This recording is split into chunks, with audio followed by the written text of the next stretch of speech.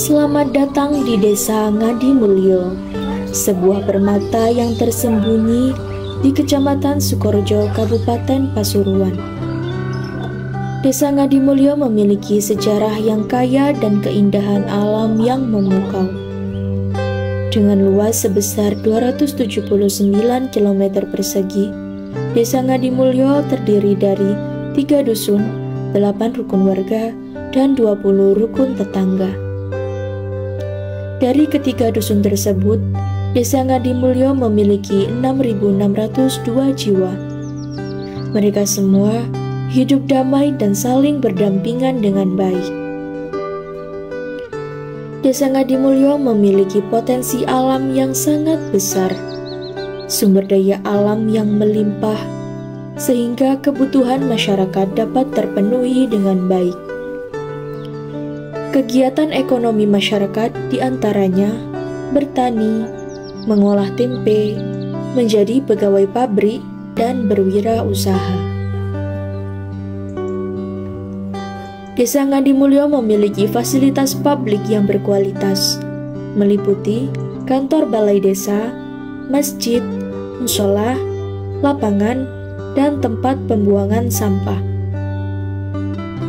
Dari segi pendidikan formal, terdapat taman kanak-kanak, sekolah dasar, madrasah ibtidaiyah, madrasah sanawiyah, dan madrasah aliyah.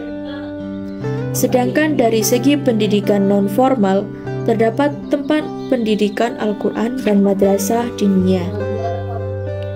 Desa Ngadimulyo memiliki sisi sejarah yang masih terjaga kelestariannya, yakni Bendungan Seluis yang dibangun oleh Belanda, dan terdapat 3 sumber, yakni Sumber Wedok, Sumber Lanang, dan Sumber Kidul yang telah menjadi destinasi wisata oleh masyarakat setempat.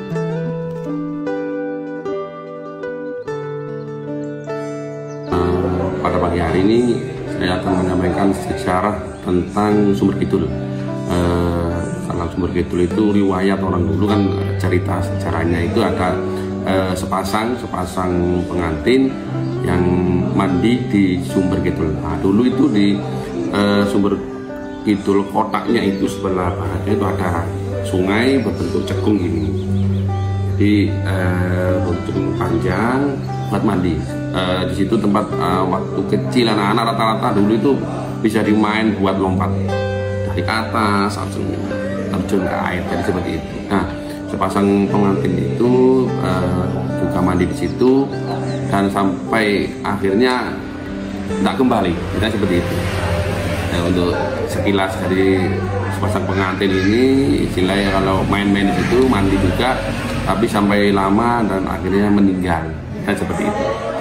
Nah, dan setelah itu teman-teman masih anak kecil itu tetap bermain di situ sampai sekarang, dan akhirnya baru sekarang tahun ini sekarang semenjak itu juga tidak pernah dipakai lagi untuk yang sungai yang panjang agak sebenarnya. Dan sekarang itu malah yang berfungsi yang di sumber kotanya, sekaligus aliran sungai yang ada di bawah bawah bambu-bambu itu. Dulu malah yang sering dipakai mandi itu yang sungainya itu.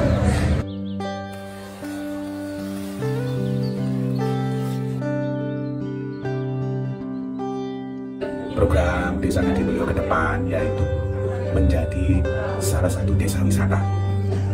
Desa wisata itu yaitu desa yang harapannya bisa dikunjungi banyak orang. Jadi desa yang mengelola wisata dengan baik.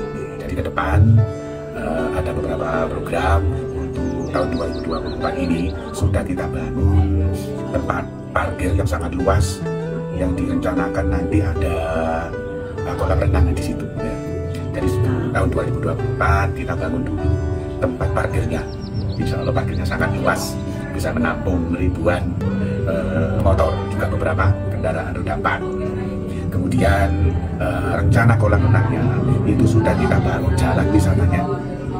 Jadi nanti ke depan di tahun 2025 kita tinggal membangun kolam renang yang di situ juga bukan hanya sekedar kolam renang, tapi konsepnya lebih kepada kayak taman bermain, kayak kalau di sini itu kayak alun-alun ya.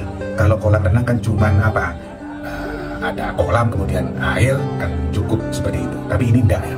Ini ada kolam renang, tapi di tengah-tengah kolam renang itu ada kayak tugu gitu ya, bangunan kayak tugu, nanti bisa naik ke atas, itu ada bisa digunakan untuk selfie, foto dan sebagainya.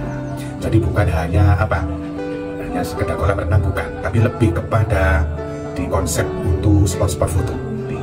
Jadi bisa kelihatan baik. Jadi kalau malam itu ada lampu-lampunya, lampu LED yang cukup bagus ya. Mungkin kalau datang di malam hari lebih menyenangkan ya di situ. Jadi bukan hanya sekedar kolam renang. Kemudian harapan kami ya, itu semua sudah di Desa Ngadimulyo ini sudah dibentuk Pokdarwis ya, kelompok sadar wisata. Itu yang dibawa kendali Mas Rijal. Nah itu yang menjadi ujung tombak nanti. Jadi pengelolaan wisata ini adalah Pokdarwis nanti. Kemudian bekerja sama dengan BUMDes, bekerja sama dengan Karang Taruna. Tapi ujung tombaknya adalah Pokdarwis nanti yang mengelola. Jadi ada beberapa destinasi wisata nanti. Kalau sekarang yang sudah ada ini yang sebagai Dulini ya, walaupun masih sangat sederhana tapi lumayan sudah dikenal banyak orang.